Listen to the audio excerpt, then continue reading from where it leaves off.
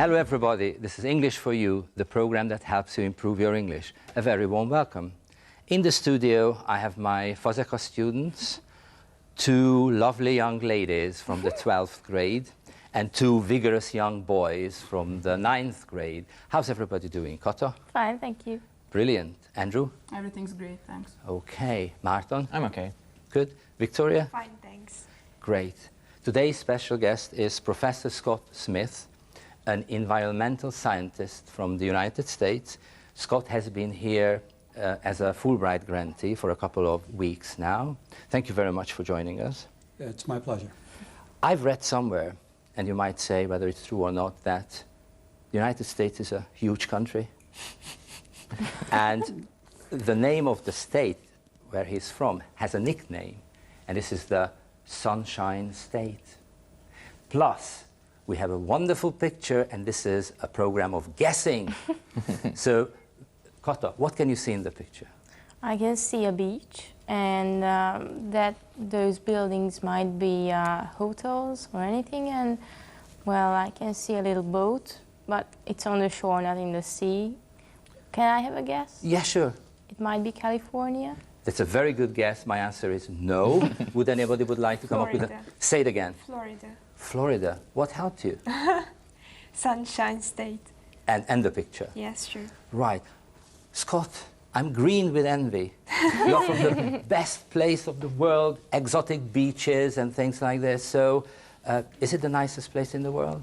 Well, actually, I'm from Gainesville, Florida, which is a very small university city about 600 miles from that photograph, which is Miami Beach. So, If it's you a were, good state, but a bad location. yes. If you were in Florida now, what would the weather be like? It's raining there. There's a small hurricane, in fact.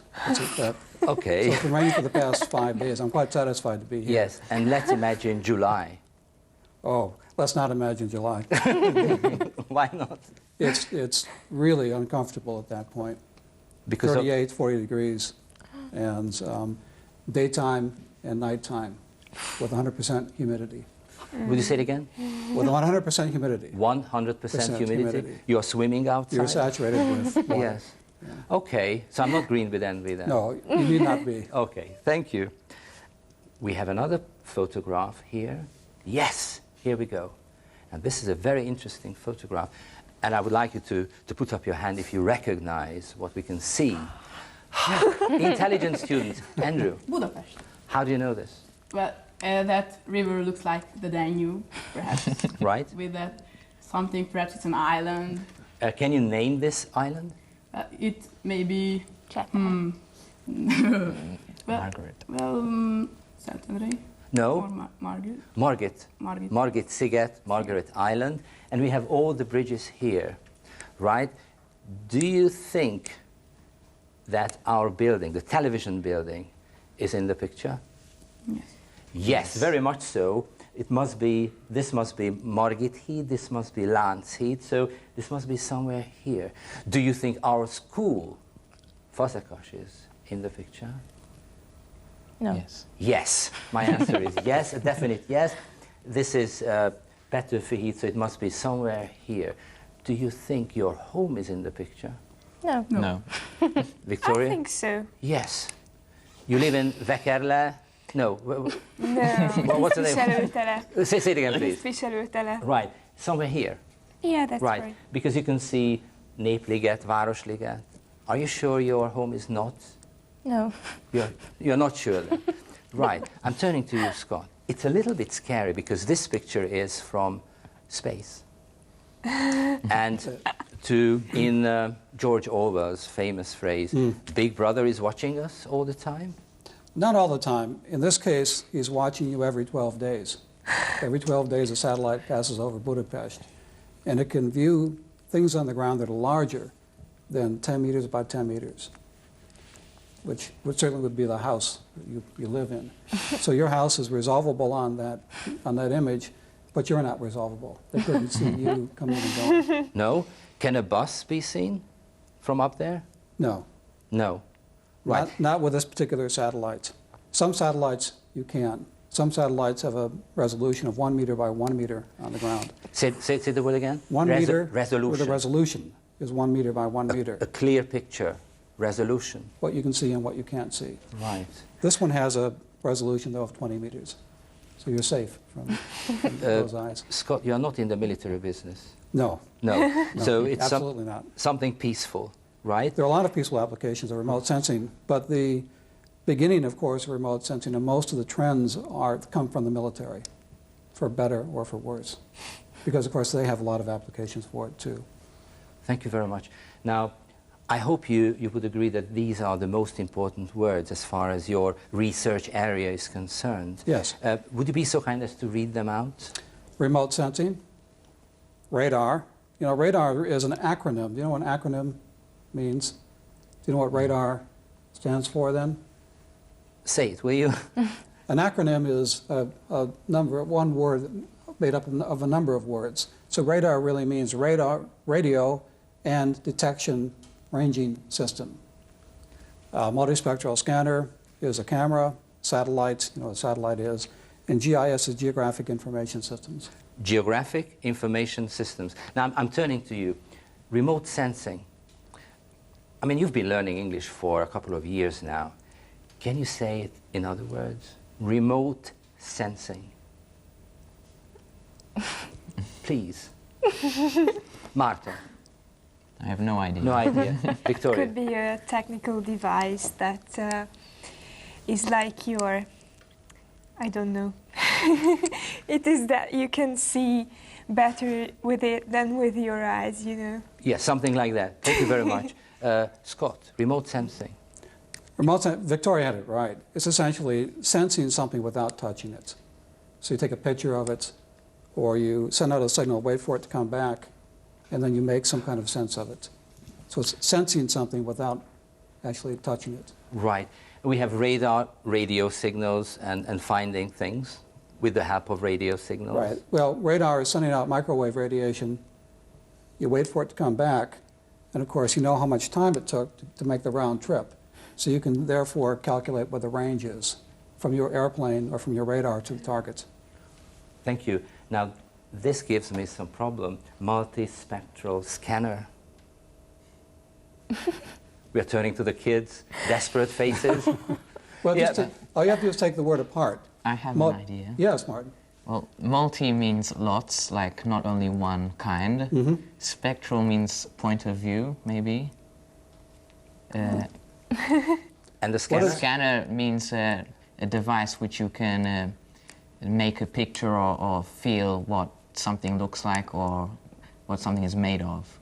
Well, that's very close. Yeah, it's pretty accurate. A multispectral scanner is a special kind of a camera that breaks up the spectrum from ultraviolet light to microwave radiation into several different pieces, and that it measures the reflectance given off from each one of those pieces of the spectrum, and it measures it on a scanning device. So you get back not one picture, but several different pictures according to its part of the spectrum. Right. Thank you very much. We are going to see a beautiful satellite, and we have already mentioned that GIS is Geographic Information Systems. So could we have a still picture now? And Andrew, I gave you this brochure 2 days ago, and I asked you to find some information about satellites. And here we go. What have you learned? Well, this brochure is about a system of satellites named Scot. I think that's also an acronym. And so it has 5 satellites, this system. And the first 3 are, so their properties are the same. And the 4th and the 5th isn't too similar. The first 3 satellites were supposed to be able to be used for 3 years, and the 4th and the 5th was for 5 years.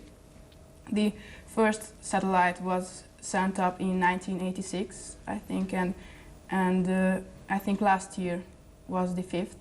Yeah, and the altitude, can you say anything about it? I think they said that they are on orbit at 832 kilometers. Would you above repeat the it, please? surface. 832 kilometers. Thank you very much. Excellent. Thank you. Scott, can you name the different parts? So, for example, these panels. Those are simply arrays that collect sunlight to recharge the batteries. And then the bottom part of the This one? Well, that's an antenna, Yes? and the bottom, that's a camera. That's a multispectral scanner. So this is the scanner, Yes, and this one is an antenna. an antenna or aerial or Well, antenna? what it does is collect information, reflected data from the ground. That's what the multispectral scanner does. And the antenna has to relay that back to an Earth station, Earth receiving station. So the camera collects the data, the antenna then reflects it back to the Earth. And the solar panels on top power the satellite. Thanks. Now we're going to watch a satellite orbiting around Mars. So just sit back, enjoy yourselves for 20 seconds. Would you please roll the tape?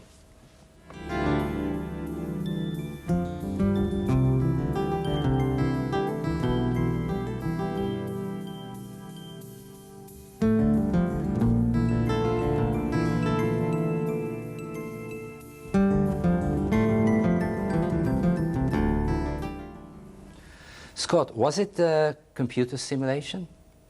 That was probably a computer simulation. I mean, everything else we've seen so far has been the real thing. But I believe that was not the real thing. That was a animation. Now we're going to see another still picture coming up pretty soon. And that is a real thing. This is not just a program of guessing, but a program of prizes. So if you say where we are, if you say what we can see, the prize is a trip to Hawaii. Mars. Mars. Good. No trip. Any other guesses? No. Scott, not for you. So I don't this prize goes to the kids, not to you, Scott. So what can we see here? If I don't get a prize, why should I? Because you're a nice person.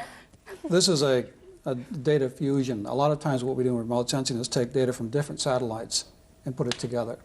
So this is a combination of Landsat, which is an American satellite, with the space shuttle, which had on board a radar device at one time. So we fused together the radar and the Landsat data. Landsat's very similar to SPOT. And this is a flyover of Northern California.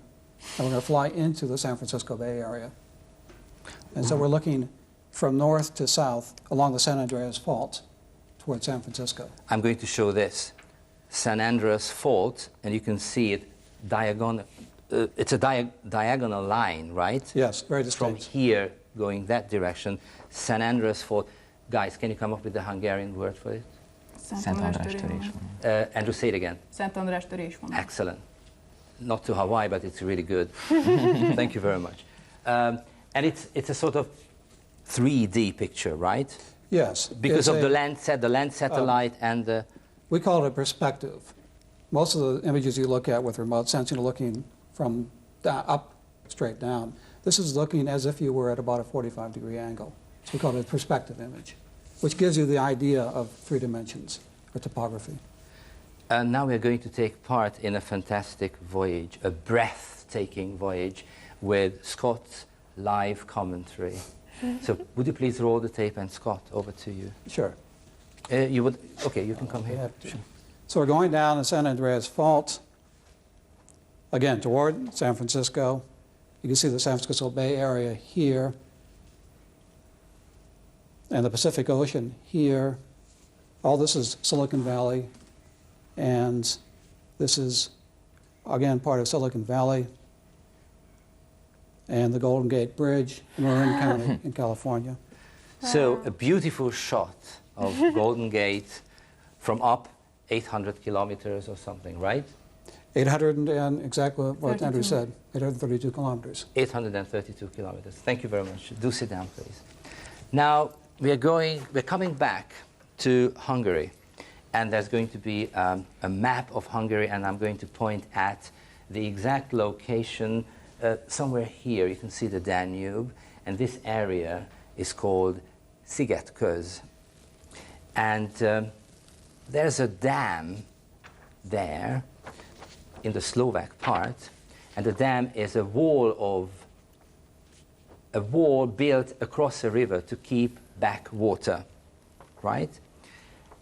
And there has been a lot of controversy over this problem. So over to you, Márton, because I asked you to to read about it. So what have you learned?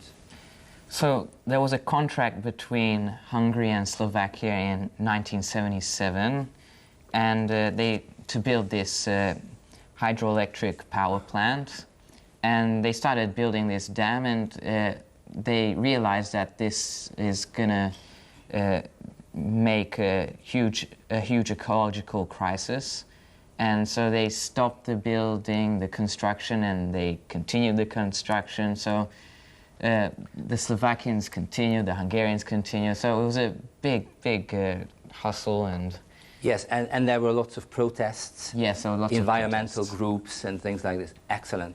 Thank you very much. Now, Scott was here, I believe in 1993 or 1994. He's going to help me with this. And he joined a FÖMI team with Mr. Büttner György. Was it 1993 or 1993. 1993. And FÖMI is Földmérési és, I have to check this, Földmérési és Távértékelési Intézet, in English, Institute of Geodesy, Cartography and Remote Sensing. Oh, and by the way, the father of geodesy is a Hungarian-born man who's now at Ohio State, Ivan Mueller.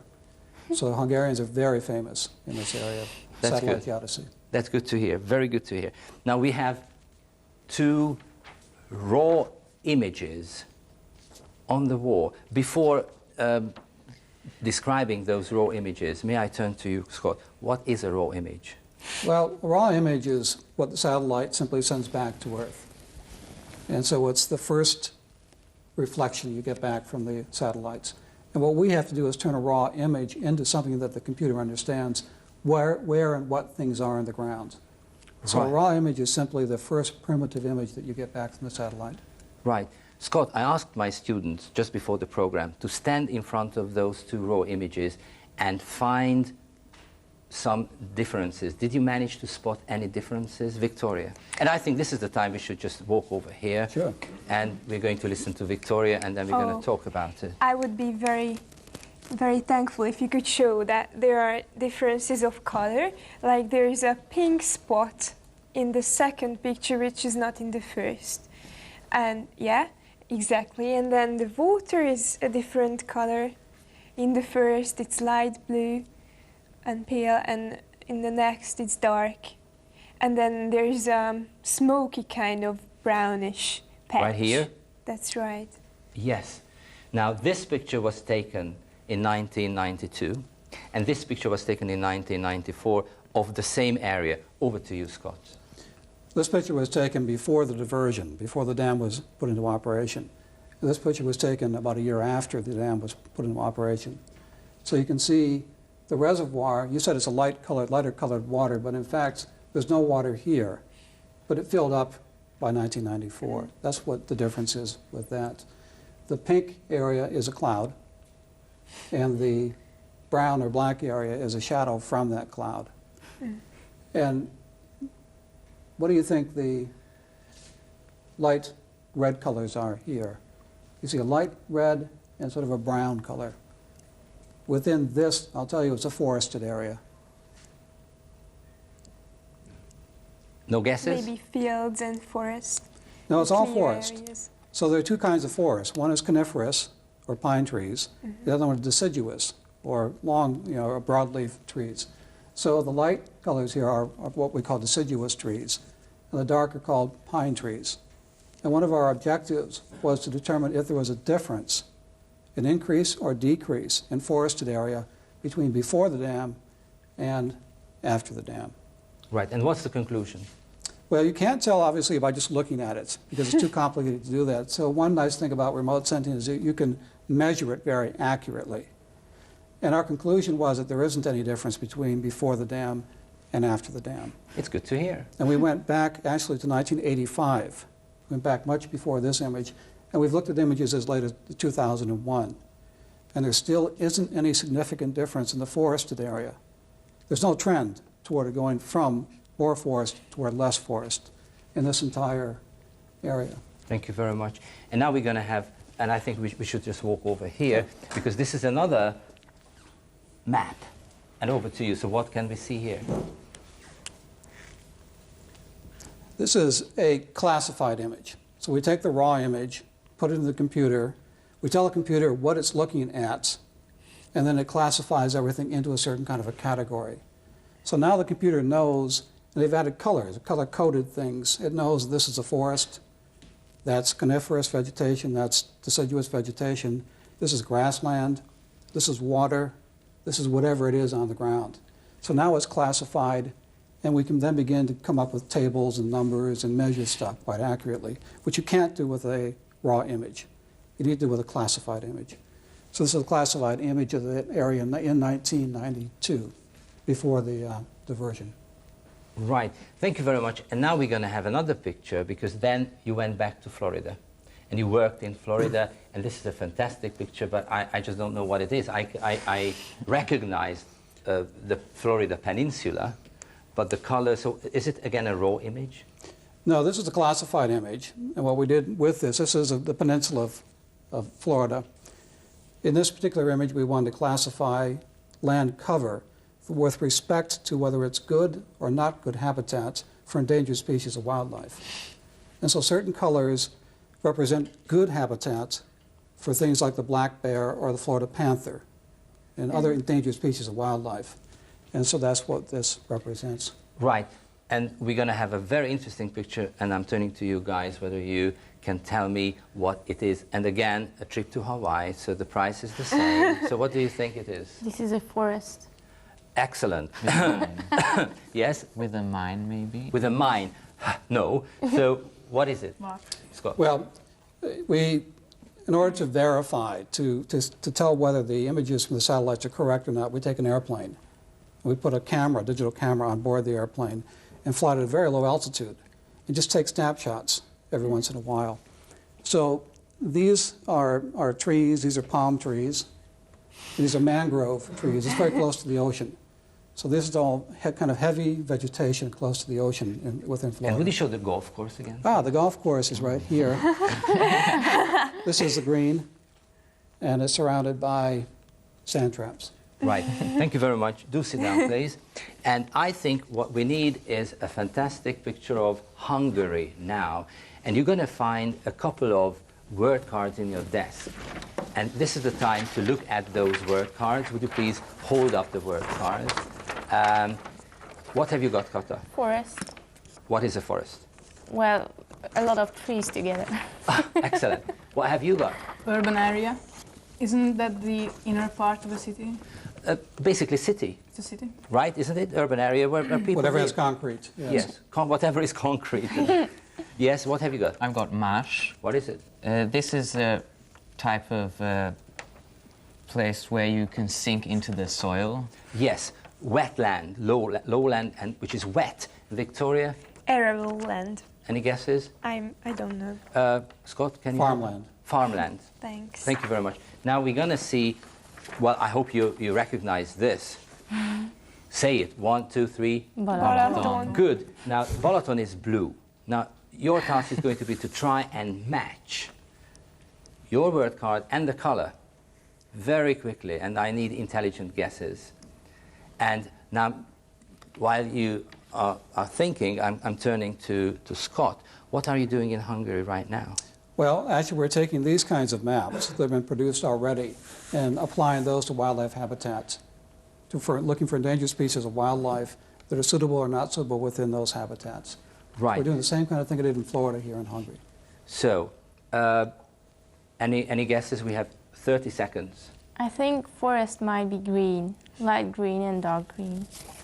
Right? Very good. That's very it. good. Yes. Correct. And the light green forests are deciduous forests, and the dark green forests are coniferous forests, pine trees. Andrew. I think urban areas might be those pale green parts and orange colored, or No, it's a purple. It's, I would say, the red thing. No, the Well, there are more colors. there are more colors. You're right. There's more than one. It's red, and it's also this purple area Right. in here. Thank you very much, Martin. Any guess? My guess is Would you hold up your word card, please? So you have marsh. marsh might be the purpley or Here, the purple, this purple, and the last one is arable land. Mine could be brown. I believe it's it's yellow and brown. The Yeah. brown are vineyards, which is arable land, and the yellow are any other kind of agriculture. Scott, thank you very much for joining us. You're welcome. We have It's my learned a pleasure. lot. I've enjoyed it immensely. Thank you for coming. Thank you for inviting me. See you guys. It's going to be English for you again. Bye.